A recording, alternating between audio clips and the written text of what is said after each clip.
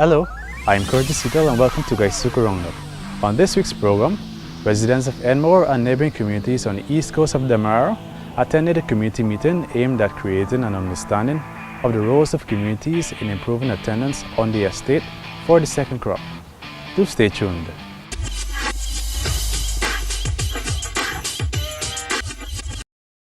Do you live in the West Demerara area and are looking for employment? Well, the iFlat Estate Improvement Program presents just the right opportunity for you. The estate is in the process of increasing its production from 20,000 to 40,000 tons of sugar and has 406 vacancies in the agriculture department. The estate has vacancies for 298 cane harvesters, 48 planters, 15 chemical weed control hands, 12 rangers, 7 harvesting support hands, 6 field inspection or agronomy hands, 6 pest control hands, 5 shovelmen, 5 fertilizer hands, and 4 cane transport operators. iFlat Estate is the largest business in West Demerara, so come and be part of our massive improvement program. Contact the Human Resources Department of iFlat Estate, iFlat West Coast Demerara on telephone numbers 277-3114-7. Welcome back. It is a sobering time for sugar. Change is imminent and adaptability is paramount. Here are the highlights of the outreach program for residents of communities in the vicinity of East Demerara Estate and more location. The corporation started these conversations with estate communities in an effort to mobilize cane harvesters, planters, cane transport operators, their families and communities around the importance of improving attendance. This community meeting was held on July 6, 2017. We recognize that you who are here are very important stakeholders in our business. And its successes and failures, we recognize you as partners. And it is this in mind that we feel the need to share with you this afternoon our plans for the second crop of 2017 and information in the way going forward with Gaisuko. The key purpose of today's engagement is to create a greater awareness of the importance of the sugar industry and Gaisuko to the development of Guyana and the linkages between increased attendance and greater commitment to the second crop of 2017. It's about letting you know that with support you can do anything. It's a sobering moment. The organization that we know to be Gaisuko, which is the Guyana Sugar Corporation Inc., it's reorganizing. What reorganizing means is that Gaisuko will not only be focusing on sugar, it will be focusing on other things. So for many of you, you might have read, you might have heard about the state paper or the white paper, and it basically lays out the government's direction for Gaisuko and the sugar industry.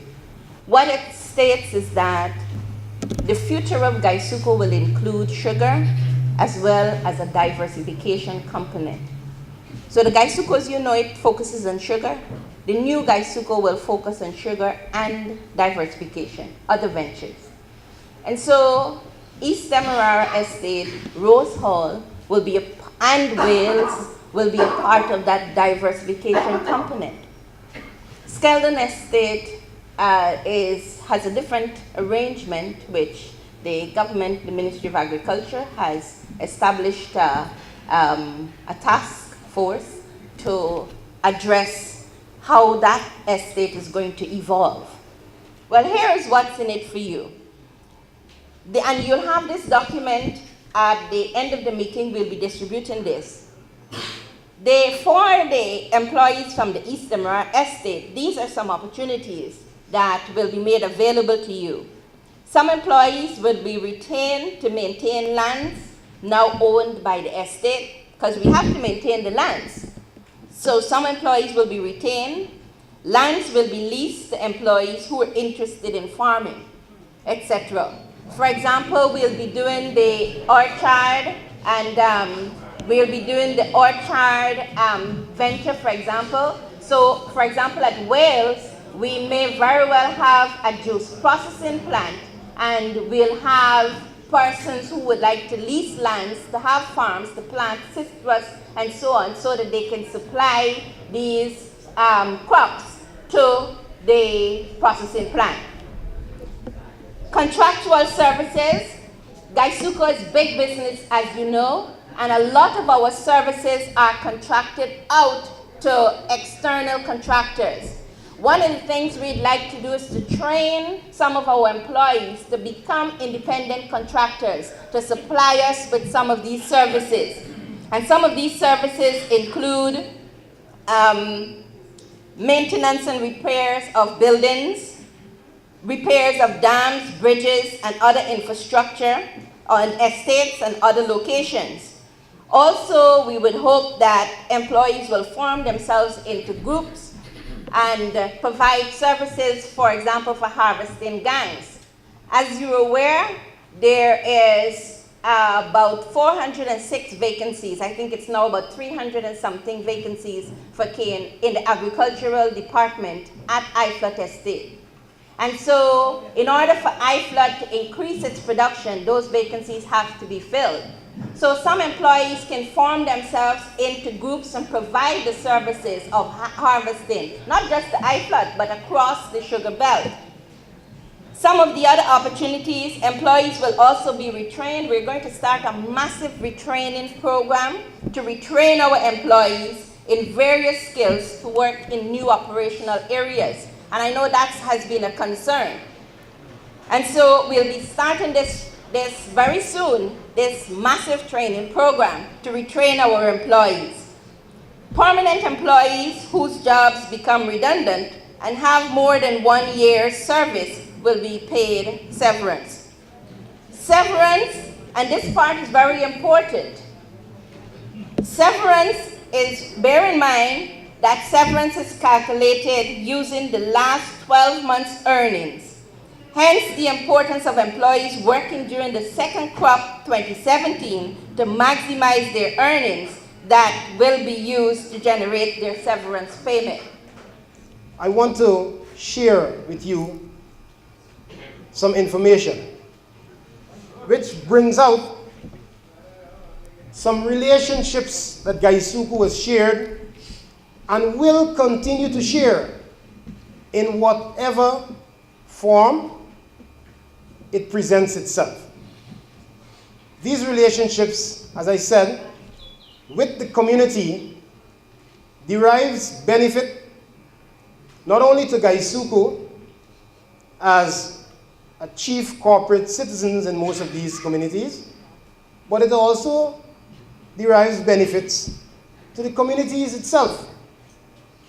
We have not, in a lot of cases, taken note of it by highlighting it.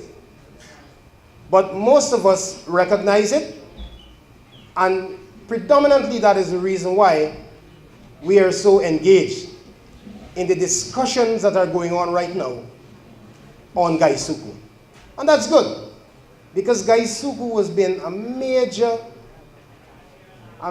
player in our social fabric, and by extension, our economic prowess as a nation.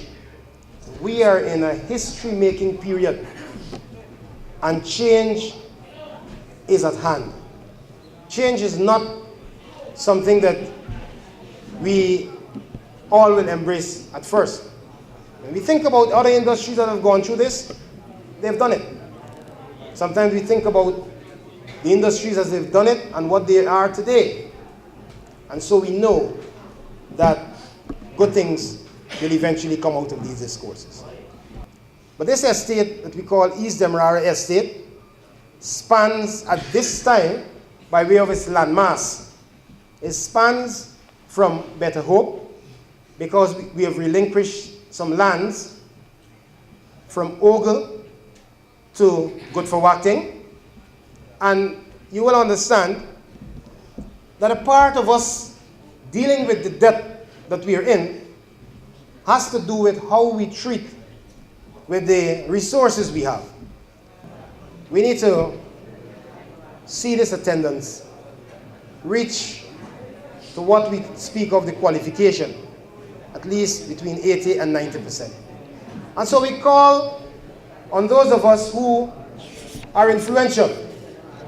And it was not a joking matter when Ms. Thomas said it. We know that when the time comes for qualification, that some people will come to us and say, you know why I didn't qualify? Because I had to, my wife leave me and I couldn't get anybody to cook for me. But people who are in the communities know that it wasn't so. They were engaged in other things which were more damaging to them than it was progressive. Now we can help those people by just encouraging them to be at work as against being at play. My name is Hickman Adams and I'm working at a factory for 25 years. And sugar is what got me here today. In the good old days, sugar was sugar. We all know that everything I own or everything I have right now is through the sugar industry. And I'm thankful for that. But looking forward now to the sugar industry, I'd like to know. We say we're divorcing to other things. What will you divest to? And what will be the interest of the workers then in the factory? I'd like to know if there's any opportunity for the factory workers then, or if there'll be any payoff to any workers or them kind of things. I'll go over this list that I have here again, where we say that some employees will stay on the estate and they will work with the estate to maintain the lands on the estate. And then some employees who are interested in leasing lands to get involved in whether it be fruit crops, so that you can plant the fruit crops and supply a fruit processing, a juice processing plant with the fruits. Whether you're interested in getting involved in maybe a satellite farm or a farm to supply milk to the dairy venture, whether you're interested in organizing a group of harvesters to provide harvesting services to Iflot, to Blairmont, to Albion, whether you're interested in assisting in maintaining the buildings and the properties, the bridges and the dams. You know the cultivations have a lot of bridges, a lot of dams that need maintaining, and so that you can provide contractual services, you can be contractors. Whether you're interested in, and one of the things we'll be doing, some of you might say, but I know nothing but repairing dams. And this is where we'll be doing, like I said, a massive retraining program. I'm retraining persons in carpentry and masonry and to do a lot of these things that we're talking about and to do them well. And this is where, like I said, another area is that some employees, for example, the permanent employees, and Mr. Suku will talk about that, and once you would have worked for over a year, those employees will be paid severance. Severance is calculated using the last 12 months' earnings. Hence, the importance of employees working during the second COP 2017 to maximize their earnings that will be used to generate their severance payment. We want to survive. We want to respect the people who give us our food on the table. Tell me what and more need to survive. Immediately, what we need you to do is to assist in the employees, the workers coming out for the second crop to take off the canes in the cultivation. What that means, it means that the Gaisuco makes money, the employees earn an income, and that money will be then circulated in the Enmore community. You've asked a very important question, but you're asking that question in July of 2017, when we're sitting here determining the direction that we go in. It's a little after the fact, if I could put it that way. Nevertheless, like the religious, and I'm talking here, we have to be practical. We have to be practical, and we have to be, this is the reality, this is what's happening. But when Mr. Corbett was talking about change, what is important is how we manage the change. I have a few questions to raise this afternoon. My first question is that I would like to know what study the government have do to close the Enmore factory. I work in the sugar industry for 33 years. I have a mortgage to pay. This factory will be closed come December 2017. It is the first time for the past 5 years. It's today I hear the EMC told me, which we have engagement every day or every other day, that the factory will be closed 2017. Today, this afternoon is the first time he ever say that to this forum. We always chat. He said, "Bye, sugar go make, you know, this and this and one." My next issue is that we have 2,100 persons on the roll. What is this 2,100 persons will be do? We are age 50 to 45 to 49 to 59. These people never go through a trade. The only thing what they know about King Cotton. And James Suku know. He was a field secretary in this estate. The only thing what people know about this estate is King Cotton. So I am asking this delegation, and then go back where they have to go, rethink the decision, give us 2 more years. Just to go back a bit, what we recognize happening across the industry is a change over the years of culture and commitment towards work. Those of us who have worked in the industry for 20, 30 odd years would have recognized, without a doubt, that what we are doing currently, or what we are doing currently, is a change of our practices and the way we tell ourselves we want to conduct the business, we report it to every day for work. I heard when the elderly person spoke about misuses of the company asset, and it was public knowledge just a few years ago. It was in the press when we dismissed closely to 16 or 17 employees when they misappropriate the company's fertilizer. And we saw what happened in Barbies when he catch a truck with the company's fertilizer. And these things continue within the industry because you have collusion from both sides. You have different aspects of avenues that will be opening at this area of opportunity. And let me go back to Wales and to put a perspective to Wales, what should be transition at this end. We identified persons, as we are saying currently, who will remain in the industry at the location, continuing in doing regular tasks. We identified persons that their jobs will become redundant. At the end of the day, it is the company's responsibility to make those identifications. It is not the employee's responsibility to say that their jobs are redundant. At the end of this year, the company, through its management team, will have to determine the various sections of the asset manager identify field, factory, administration.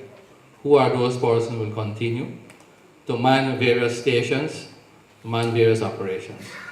Identify those persons at the end of the consultation, the study by the European Union, will be transitioned into operation to be self-employed, meaning they're going, the old their own employment into cooperatives or farmers. And then those persons that we identify that are no longer needed on the payroll, or persons that we can't sustain into employment, no doubt are those persons will be identified for severance. It is always the last resort of this company to put persons out the job. Our NASI representative, Ms. Debbie Ochan. Thank you, Mr. Hanif, and a pleasant good afternoon to each and every one of you. I mean, by now it's evening.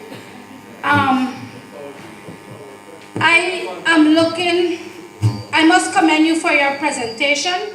It was very specific at this point in time because all the time you just heard about closure. Nevertheless, for workers who you don't really want, people would like to know what is their position. This afternoon, we cannot say to you that Tom Jones, you will get severance. That Sita Lal, you're going to stay. The reason why we can't say that to you this afternoon is because the Human Resources Department right now is going through a huge process of going through all of what they call the profiles of employees and all of that. They're going through a whole process. That's a process. But what I can assure you this afternoon, what we can assure you is that we will come back to you with the specifics. And I can assure you of that. What we can also assure you is that when I said to you that we're busy, it's because we do not want the 31st of December to come and people don't know what's going to be the next move, what's going to happen next in their lives.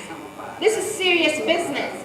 This is about your livelihood, and we understand that. So we want you to know that we are going to come back to you. We're working closely with the estate management, and we're going to come back to you to tell you the specifics. This is the beginning of this kind of conversation with you.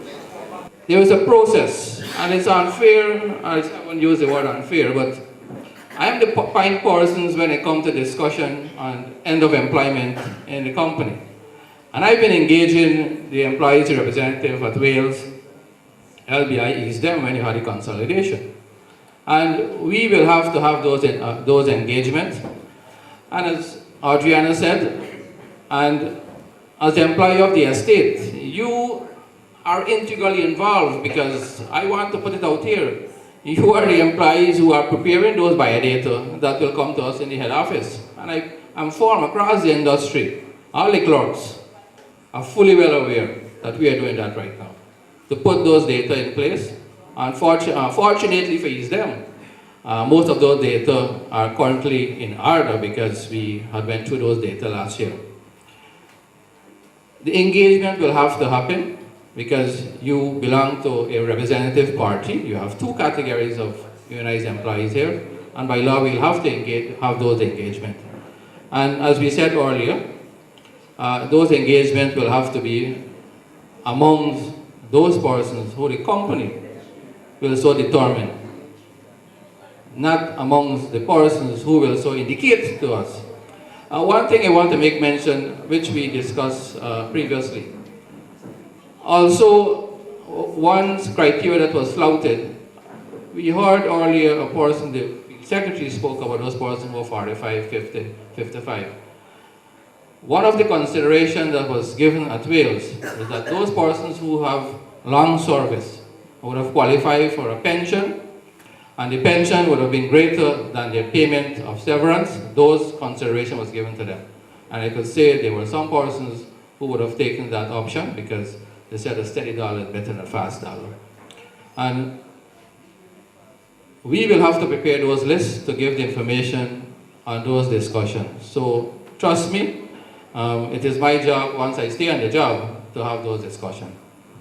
On July 18, 2017, the outreach will continue at Rose Hall, Skellon on July 25, Blaymont on July 27, and Albion on July 31. These meetings are for residents in the communities where estates are located. We celebrate the achievements of the Gaisuko Training Center. Another batch of apprentices graduated on July 12. More than 60 youths are now qualified as fitting machinists, agricultural mechanics, electricians, auto electricians, instrument repair mechanics, and sugar boilers. These graduates started their journey in 2013, and we congratulate them.